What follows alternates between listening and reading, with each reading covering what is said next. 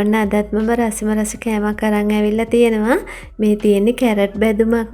ඉතින් කැරට් ගොඩක් වෙලාවට අපි හදන්නේ කිරි දාලා එහෙම නැත්නම් සලාද හදනවා අමුවෙන් තෙල් දාලත් හදනවා. ඒ වුණාට මේක කැරට් බැදුමක්.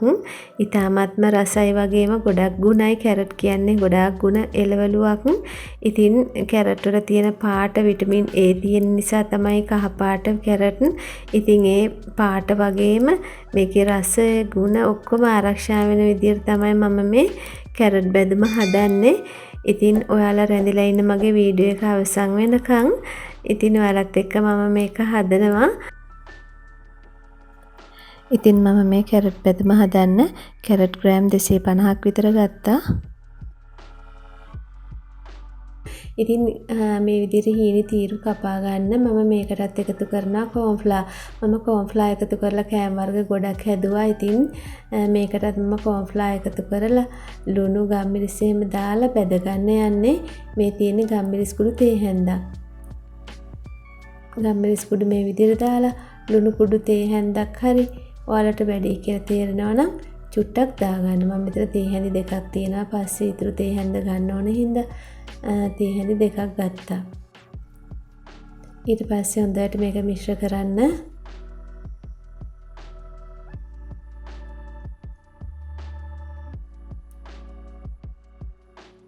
මේ තියෙන්නේ එදා මම හිඳගත්ත පොල් තෙල්.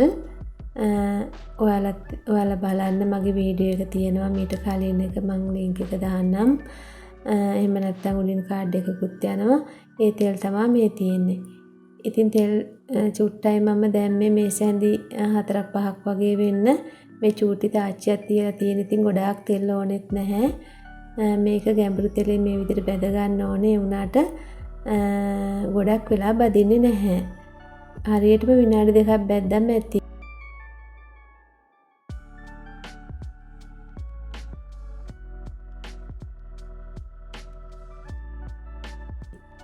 ඒ මොකද දන්නවද ගොඩක් වෙලා බැදුනහම මේකේ ගුණාත්මක බව නැතුව යනවා. කැරට් කියන්නේ අපිට අම්මින් උනත් කන්න පුළුවන් එළවලුවක් නේ. ඉතින් ගොඩාක් බදින්න ඕන නැහැ. මේ තියෙන්නේ මේ ගානට හොඳ තැඹිලි පාටට තියෙනකොටම අරගන්න ඕනේ. පාට වෙනස් වෙනවා. ගොඩක් වෙලා බැද්දම ලා පාටක් වෙනවා. එතකොට ඒකේ තියෙන පෝෂණ ගුණය විනාශ වෙනවා. මේ විදිහට මම සේරම කැරට් කෑලි ටික බැදගත්තා. මේ තියෙන බැදලා ඉවර වෙච්ච කැරට් ටික. පොඩ්ඩක් තෙල් බේරෙන්න දාලා තියන්න. මේකේ තෙල් ගොඩාක් උරන්නේ නැහැ. අපි කෝන්ෆ්ලා දාලා බැද්ද නිසා. ඊට පස්සේ අවශ්‍ය වෙනා මේ තියෙන ලොකු ලුණු ගෙඩියක් තරමක් ලොකු එකක් මම කපාගත්ත මේ විදිහට රවුන්ඩ් සුදු ලුණු ගෙඩි 5ක් විතර මේ විදිහට හීනියට කපාගත්තා. චුට්ටි කෑලි ඒ වගේම මේ තියෙන අමිරිස් කරල් 4ක් විතර දිගට හැඩයට කපා ගත්තා. මේ තියෙන්නේ කෑලි මිරිස් මේස හැඳි දෙකක්. ඉතින් ඒ වගේම කරපිංච ඉති 4-5ක් ඕනනවා. ඒක සූල්ල අරගන්න අපිට කරපිංච ටික බැද ගන්න ඕනේ. මේ තියෙන්නේ ඊතුරු විචාර ලුණු ටික. ඉතින් මම කරපිංච ටික දැන් බැද ගන්නවා.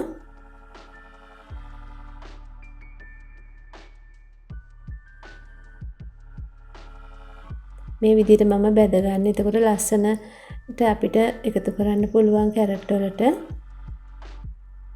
ඒ වගේම හොඳ සුවඳක් රසක් එනවා කරපිංච බැදලා දාපුවාම. මේ විදිහට මේක බැදලා අයින් කරගන්න.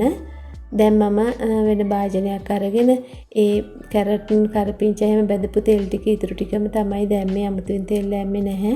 සුදු ලුණු ටික බැද ගන්න. මේ විදිහට සුදු ලුණු ටික හොඳ සුවඳ එන්න බැද ගන්න ඕන. අමුවට ගන්න එපා.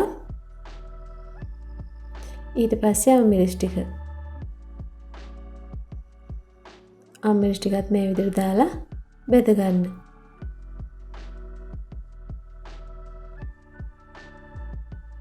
ඊට පස්සේ බී ලුණු ගෙඩිය දානවා. මම ලොකු ලුණු ගෙඩියක් ගත්තේ. මේ විදිහට රවුමට කපා ගත්තාම මේක ලස්සනට හදා ගන්න පුළුවන්. ලුණු ඔයාලා බලලා දාන්න. කැරට් වලට හොඳට ලුණු අල්ලලා තියෙන්නේ. හින්දා ගොඩක් ලුණු දැම්මොත් ලුණු වැඩි වෙයි. ඊට පස්සේ මේක පොඩ්ඩක් එහාට මෙහාට පෙරලලා බෙද ගන්න. ලොකු ලුණු ගොඩක් බැදෙන්න ඕන නැහැ. අමු ගතියට තිබ්බත් කමක් නැහැ.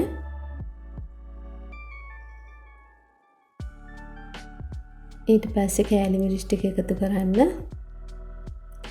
කෑලි මිරිස් මේසෙ හැන්ද දෙකක් අරන් තියෙනවා. ඔයාලට චූටි දරුවෝ ඉන්නවා නම් මිරිස් සැර වැඩි කියලා හිතනවා නම් එක මේසෙ හැන්දක් ගත්තම ඇති.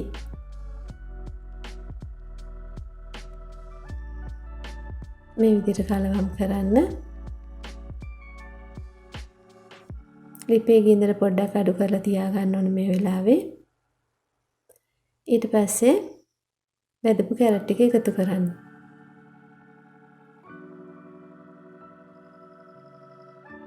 ඉතාමත්ම රසයි මේ විදිහට කැරට් හදපුවම.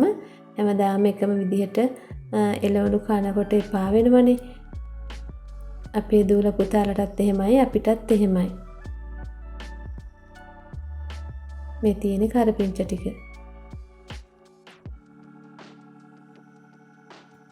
ඒ වගේම මම තව චූටි දෙයක් එකතු කරනවා. සීනි තේ හැන්දක්. මේකෙනුත් ගොඩක් රසක් එනවා. දැන් හරි අපේ කැරට් බැදුම. මේ බලන්නකෝ ලස්සනට තියෙනවා. ඒ වගේම රසයි සුවඳයි.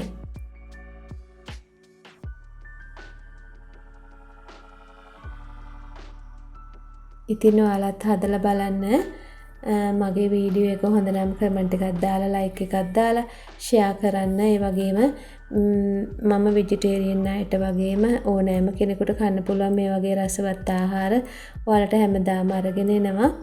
ඉතින් තව දෙයක් මට කියන්න බැරුණා. ඔයාලා වෙජිටේරියන් කෙනෙක් නෙමෙයි නම් මේකට උඹලකට ටිකක් එකතු කරගන්න. එතකොට ගොඩාක් රසයි. ඉතින් ආයෙ නැවත මේ වගේ වීඩියෝ එකකින් හම්බ වෙමු. ඒ වගේම ඔයාලා මගේ වීඩියෝ හොඳ නම් ලයික් එකක් දාලා කමෙන්ට් එකක් දාලා ෂෙයා කරන්න. ඒ වගේම සබ්ස්ක්‍රයිබ් කරලා නැත්නම් සබ්ස්ක්‍රයිබ් කරන්න. එතකොට ඔයාලට මගේ වීඩියෝ හැමදාම බලන්න පුළුවන්. ඔයාලගේ ෆෝන් එකට මගේ වීඩියෝ එකක් දැම්ම ගමන් නොටිෆිකේෂන් එකක් එනවා. ඒක එන්න නම් උතන තියෙන චූටි බෙල් අයිකන් එක ක්ලික් කරන්න ඕනේ. ඒක ක්ලික් කරපුවාම මම වීඩියෝ එකක් දාපු ගමන් ඔයාලට පෙන්නනවා වීඩියෝ එකක් දැම්මා කියලා. ඉතින් මේ වගේ තවත් රසවත් ආහාරයකින් අපි හම්බ වෙමු. ඔයාලට සුබ දවසක් කියලා මම ප්‍රාර්ථනා කරනවා.